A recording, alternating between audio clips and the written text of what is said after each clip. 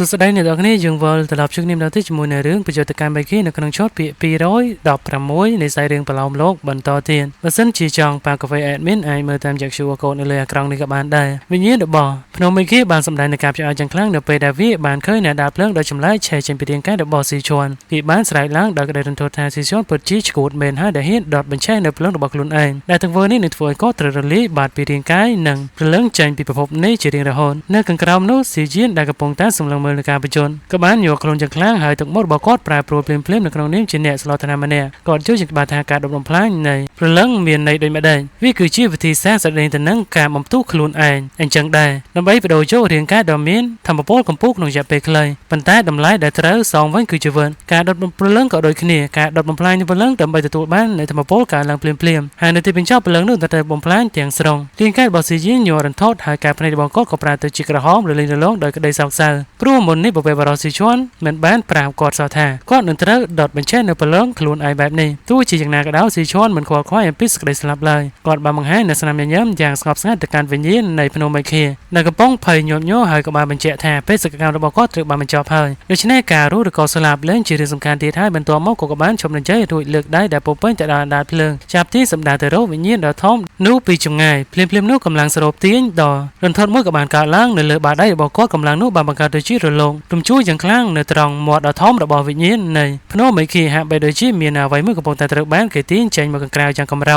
วิญญาณในพนมไมเคบางกระหำล้างโดยกำพังดับประกาศแทนหนังโอตีเนื้อสีชวนเอาสลับจมูกหนังเวียได้สำเร็จกระหำนี่กับบานฝืนเอาพนมไมเคถึงมูยอดช่วยหมดดาวท้องระบบวิกับบานบางเลิงหายลุมเป็นวิญญาณมือมันเคยมูดามีตำหอมรอปอนฟิตบ้านใจมาจังเลือนวิบ้านหายในลำหอกาหายบ้านสำนักแต่เราสีชวนอย่างสหาบอมพรไปชมมกหนึ่งกับวิบ่อนี่สีชวนในแต่บางให้ในเพียบสงบสงัดบอมพรแต่ซาแต่กอดบานปราบแร่ในกาดอดในเปลืองจิกาปโดรัวกาวิพาทางอ้อสดแต่มันไอรีเรียงกอดบานลอยกอดคล้อนแต่ยังมันเตยรวยลูกได้จะมกหายกระดับวิถนอมสำเร็จโลกสูซาบดมดสวยมุกกับบานประตูลางช่วยอ้อยลงไปวิญญาณนู้เตอชมเงาะเพลียมที่บอมพรเติมแต่การกับวิได้แอลระบอสีชวนลงไปนู้กับบานบอมบอลคลูนหายบ้านแต่ลอบแต่รวิญญาณในพนมไมคีวันขนมระเบินนั่งกำลังดอจะให้จึงมนเตียนเลิกปีในเตียนในเลยลงไปนู้แถมแตงเมียในดาดเพลิงดอชำลายได้ชี้เพลิงได้การจันยพิกาดอดมันใช้ในเพลิงดอกบอลก่อนลงไปนู้กับบ้านบานจะลอบตะกราวขนมระเบินในบรรทนเริ่มแต่หมู่ไปพเนปีบานคลายตัวชี้เป็นลือเพลิงตุ่มลูกในเต็มมกดอทอมระบอบวิญญาณนู้เพลียมนู้ดาดเพลิงดาในเลยลงไปหาโดยจีบานจูบหนึ่งโอสงดวิบ้านแช่เรียดาจังเลือนอ้อมดาวสำเร็จถูจังคลางสำเร็จสลายดากูเอาสังไว้กับบานมาลือใช้ปีวิญญาณในพนมไมคี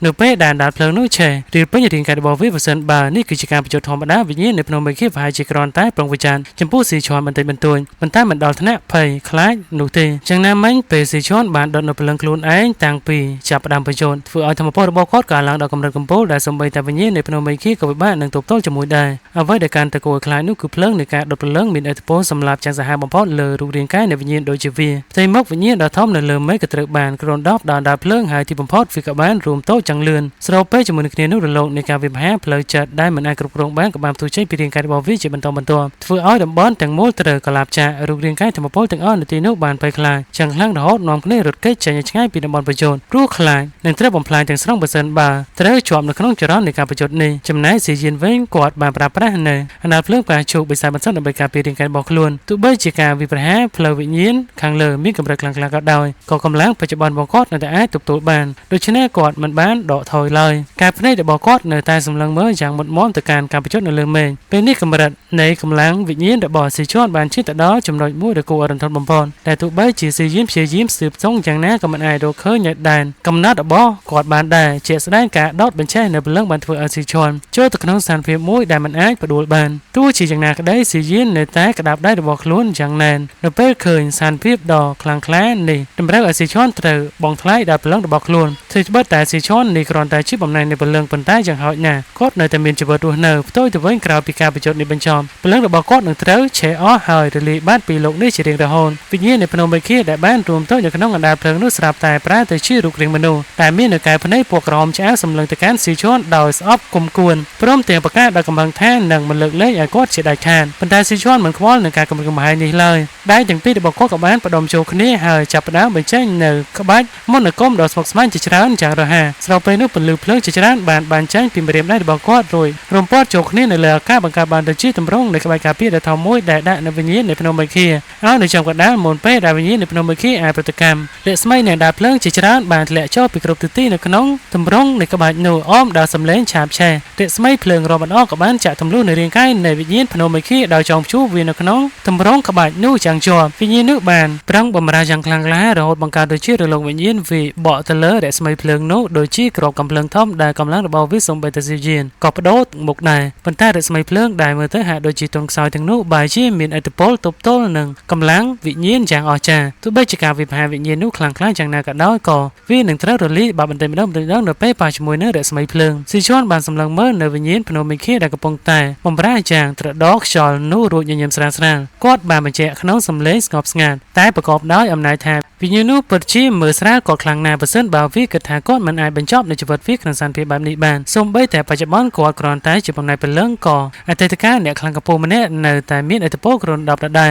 លបន្ទាប់ពីការតស៊ូដោយឥតប្រយោជន៍អស់មួយសន្ទុះធំវិញ្ញាណភ្នំមេឃីក៏ចាប់ផ្ដើមបន្ទន់អរិយាប័ត្ររបស់ខ្លួនវាដឹងច្បាស់ថាស៊ីឈွန်ក្នុងសន្តិភាពពេលនេះគឺខ្លាំងជាងវាដាច់ដូច្នេះវាបានព្យាយាមអង្វររកសុំឲ្យស៊ីឈွန်ដោះលែងខ្លួនដោយសន្យាថានឹងព្រមពិភាក្សាគ្រប់លក្ខខណ្ឌទាំងអស់ដែលគោលបំណងពិតរបស់គាត់គឺដើម្បីបញ្ជាពេលរហូតដល់ព្រលឹងរបស់ស៊ីឈွန်រលាយបាត់អស់ដោយខ្លួនឯងប៉ុន្តែស៊ីឈွန်មិនខ្វល់នឹងការអង្វរកូននោះឡើយហើយក៏គ្មាននៅការពិភាក្សាអ្វីទាំងអស់គាត់ទាមទារតែមួយគត់នោះគឺអ៊ីសែនវិញ្ញាណរបស់វាភ្លាមៗនោះរស្មីភ្លើងរាប់មិនអស់ក៏បានចាក់ទម្លុះនៅចូលទៅក្នុងរាងកាយរបស់វិញ្ញាណនោះយ៉ាងសាហាវរួចទាញដកថយមកវិញយឺតជឿនតាមរយៈចរណានៃរស្មីភ្លើងគាត់អាចមើលឃើញនៃបណ្ដុំនៃពន្លឺថ្លាដូចជាគ្រីស្តាល់ទំហំ10 feet មួយកំពុងតែត្រូវបានទាញចេញពីរាងកាយនៃវិញ្ញាណភ្នំមេឃីយ៉ាងសន្សឹមនៅពេលដែលបណ្ដុំនៃពន្លឺនោះលេចចេញមកមួយផ្នែកពន្លឺដ៏ភ្លឺចែងចាំងក៏បានជាចេញមកស៊ីយានដែលនៅខាងក្រោមបានលូកដៃទៅកាន់នៃបណ្ដុំពន្លឺនោះហើយអារម្មណ៍ដ៏កក់ក្ដៅមួយក៏បានកើតឡើងនៅក្នុងព្រលឹងរបស់គាត់ថែមទាំងអាចស្ដាប់ឮសំឡេងស្រែកឃ្លានពីព្រលឹងរបស់ខ្លួនចំពោះវាទៀតផងស៊ីយានបានរអ៊ូរទាំតែម្នាក់ឯងថ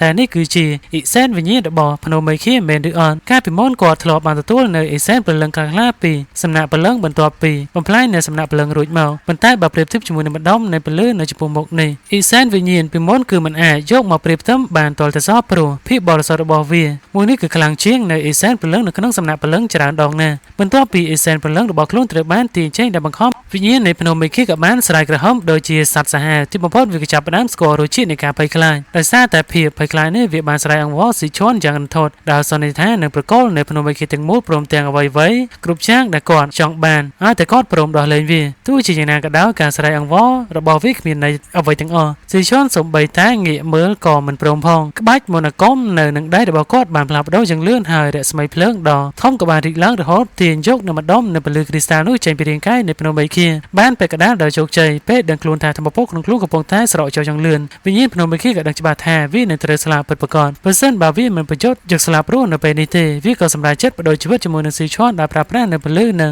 អណ្ដាតភ្លើងដែលផ្ទុះចេញពីរាងកាយរបស់វាដើម្បីចាប់ផ្ដើមដុតនៅភ្លើងខ្លួនឯងដូចគ្នាប៉ុន្តែគ្រាប់ភ្លើងទើបតែចាប់ផ្ដើមឆេះចេញពីរាងកាយរបស់វាស្រាប់តែមាននៅបាតដៃដ៏ធំមួយបានសង្កត់ពីលើមេឃហើយទះនៅកំភ្លៀងផ្ទៃមុខរបស់វាយ៉ាងសាហាវកម្លាំងដ៏មហិមានោះបានធ្វើឲ្យវាខ្ទាតចេញទៅឆ្ងាយស្របពេលជាមួយនឹងគ្នានោះបណ្ដុំនៃពន្លឺថ្លាដូចជាគ្រីស្តាល់ដ៏មូលនោះក៏បានបញ្ចេញនៅសំឡេងផ្ដាច់ខ្លួនហើយត្រូវបានទាញចេញពីរាងកាយវិញ្ញាណរបស់ភ្នំមេឃីទាំងស្រុងភាពទន់ភ្លន់ក៏បានក្រណដប់ពេញរាងកាយនៃវិញ្ញាណភ្នំមេឃីភ្លាមៗបន្ទាប់ពីអេសែនវិញ្ញាណរបស់វាត្រូវបានដកហូតចេញវាបានស្រែកក្រហមទាំងឈ្គូលីលាទាមទាររបស់វាវិញរួចស្ទូហោះតម្រង់ទៅរកអេសែនវិញ្ញាណនោះប្រឈមមុខនឹងការស្ទូចូលមកនេះស៊ីឈွန်គ្រាន់តែកវីដៃរបស់គាត់បន្តិចខ្ចប់ជួដល់គោលសន្ធមួយក៏បានវាបកបណ្ដេញនៅវិញ្ញាណនោះឲ្យខ្ទាតថយក្រោយរួចធ្លាក់ទៅបោកខ្ទប់នឹងដីយ៉ាងដំណំនៅពេលដែលឃើញវិញ្ញាណនៅភ្នំមេឃីធ្លាក់ដល់ដីរូបកាយធម្មពលដែលនៅទីឆ្ងាយនោះស្រាប់តែប្រែទៅជាការភ្នែកក្រហមឆ្អៅពោពេញទៅដោយកំហឹងទីបំផុតពួកគេក៏បានបញ្ចេញនូវសម្លេងក្រហមចាំងជ្រៅរួចនាំគ្នាសម្រុកចូលគ្រប់ទិសទីដើម្បីវាលោកសងសឹកទៅលើវិញ្ញាណនៅភ្នំមេឃីដែលកំពុងតែជោគសោយនោះយ៉ាងឈ្គូលីលាក្រោយពីត្រូវបានដកហូតនៅធម្មពលអស់វិញ្ញាណនៅភ្នំមេឃីគ្មានសមត្ថភាពអាចទប់ទល់នឹងការវិភាគដ៏ច្រើនសន្ធឹកសន្ធាប់បែបនេះបានឡើយមិនយូរប៉ុន្មានសម្លេងស្រែកជាងគូឲ្យសង្វេគក៏បានលឺឡើងហើយរាងកាយរបស់វាក៏ត្រូវបានកំទេញរហូតខ្លាចទៅជាលីបំណែកនៃព្រលឹងដែលពោពេញទៅដោយការខឹងសម្បានិងការមិនសុខចិត្តរបស់គាត់បានអណ្ដែតឡើងលើមុននឹងរលាយបាត់ទៅតាមខ្យល់បន្តិចម្ដងទីបំផុតវិញ្ញាណនៃភ្នំមេឃីដ៏កាយសាហាវក៏បានបញ្ចប់ជីវិតរបស់ខ្លួនក្នុងសារភាពដ៏គួរឲ្យអាណត្តិធម៌បែបនេះបន្ទាប់ពីវិញ្ញាណនៃភ្នំមេឃីបានរលាយបាត់កែភ្នែកពណ៌ក្រហមឈាមរបស់រូបកាយធម្មពលនៅលើដីក៏ប្រែទៅជាស្រឡះ ច្បាស់ឡើងវិញចំណងនៃការលើកតបាក់គ្នាឯងនៅពេលដែលពួកគេសម្លឹងមើលជុំវិញខ្លួនក៏បានថយចូលយ៉ាងខ្លាំងពួកគេបានឈរស្ងៀមមួយភ្លែនមុននឹងនាំគ្នាលុតជង្គង់គោរពទៅដល់ស៊ីឈွန်ដែលកំពុងនៅលើមេចំណែកស៊ីយៀនវិញគាត់មិនបានចាប់អារម្មណ៍នឹងសកម្មភាពរបស់រូបកាយធម្មពលទាំងនោះទេគាត់បានទុកបណ្ដំពន្លឺគ្រីស្តាល់ទំហំ10 feet នោះឲ្យអណ្ដែតនៅពីមុខគាត់រូបសម្លឹងចុះទៅកាន់ស៊ីយៀនដែលនៅខាងក្រោមដោយស្នាមញញឹមស្រាលៗគាត់បានប្រាប់ស៊ីយៀនថាអ្វីៗដែលគាត់អាចធ្វើបានគឺមានតែប៉ុណ្ណឹងឯងចំណែកឯថាស៊ីយៀនអាចទម្លុះចូលទៅដល់ដំណាក់កាលទីនៃព្រលឹងបានឬអត់នោះគឺអាស្រ័យលើសំណាងរបស់គាត់ទាំងស្រុងហើយភាពរំជួលចិត្តបានដកជាប់នៅលើផ្ទៃមុខរបស់ស៊ីយៀនពេលដែលគាត់បានឃើញនូវស្នាមញញឹមដ៏កក់ក្ដៅរបស់ស៊ីឈွန်ចំពោះរបស់គាត់មានអារម្មណ៍ក្រហាយបន្តិចដោយសារតែក្តីរំភើបដែលមិនអាចថ្លែងជាពាក្យសម្ដីបានស៊ីឈွန်បានញញឹមយ៉ាងសន្ទន់រួចក៏បញ្ជូននៅដុំពន្លឺថ្លាដូចជាគ្រីស្តាល់នោះឲ្យអណ្ដែតចុះមកក្រោមយឺត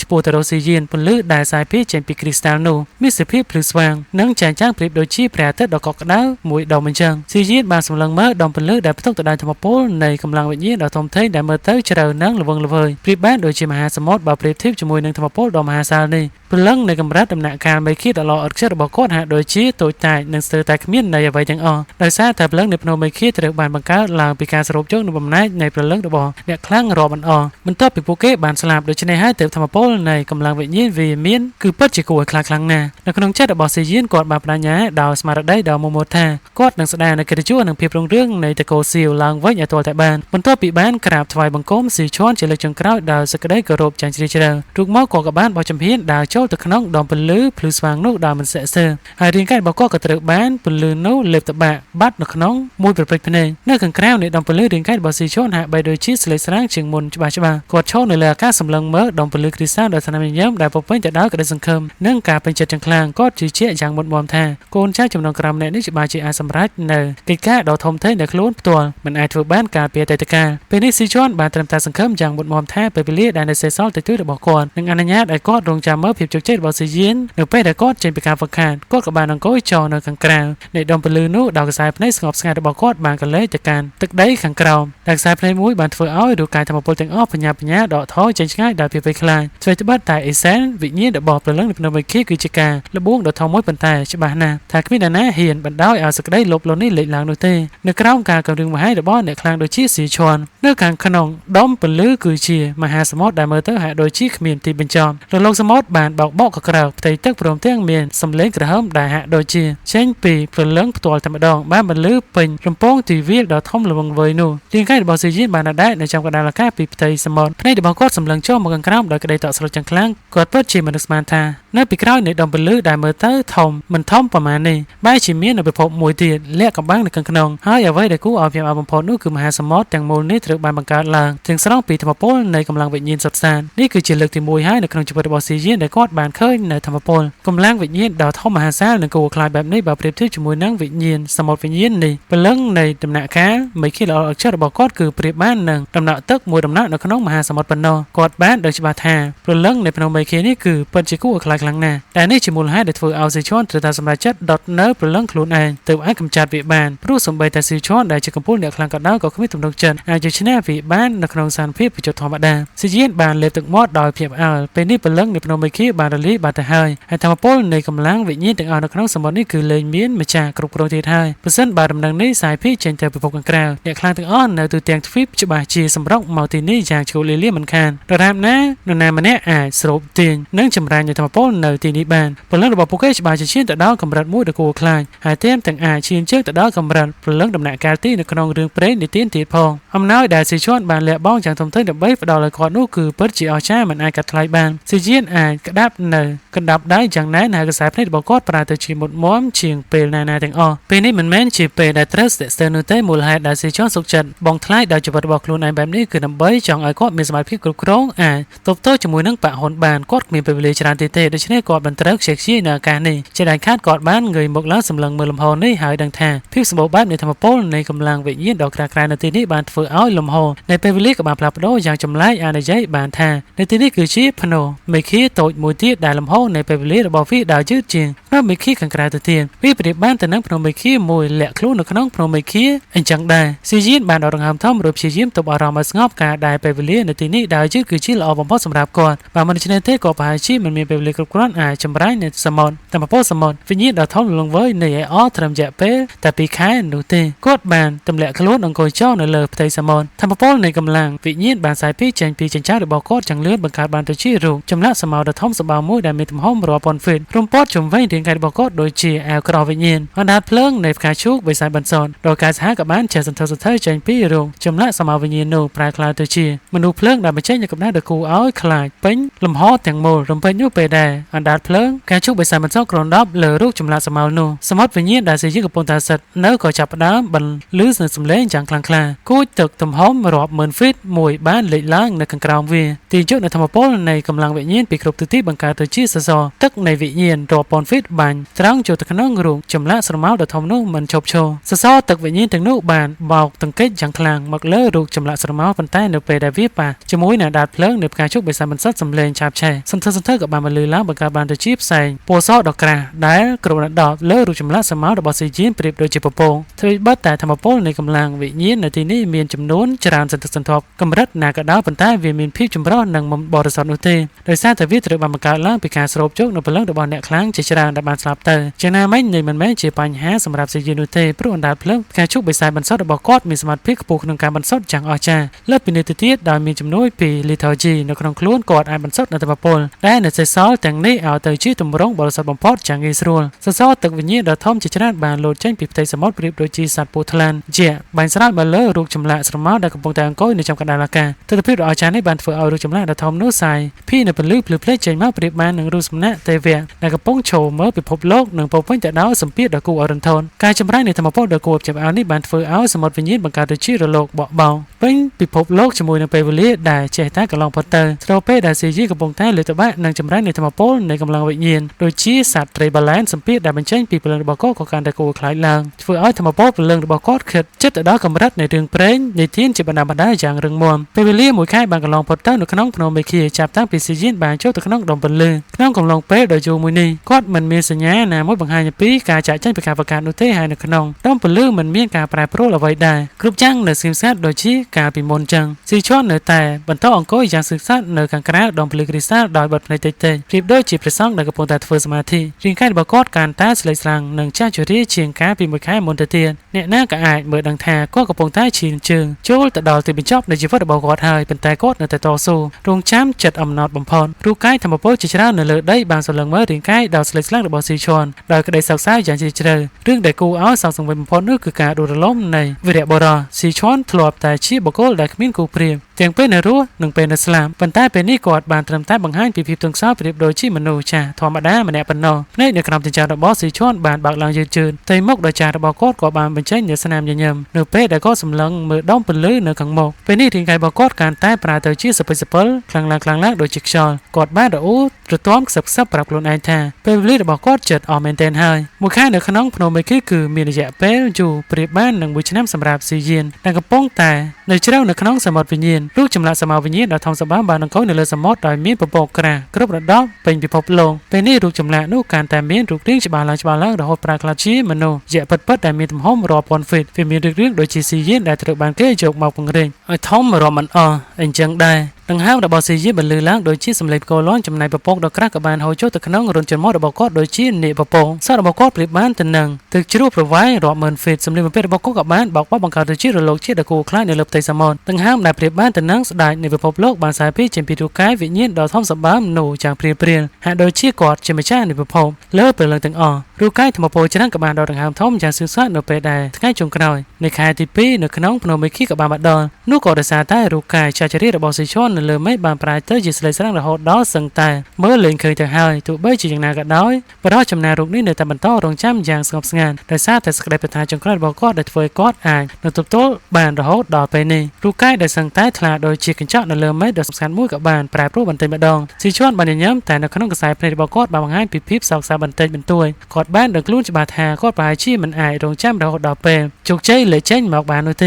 េគាត់បានប្រាប់ខ្លួនឯងដោយភាពស្ងប់ចិត្តបំផុតថាការដែលប៉ាស៊ីមាន មានកូនចៅដូចជាស៊ីយានគឺជារឿងដែលធ្វើឲ្យគាត់អស់កង្វល់ហើយគាត់បានលាគ្នាជាលើកចុងក្រោយនៅក្នុងចិត្តភ្នែករបស់ស៊ីឈួនបានបាត់ជឿហើយរាងកាយរបស់គាត់ក៏កាន់តែស្លេកស្លាំងទៅ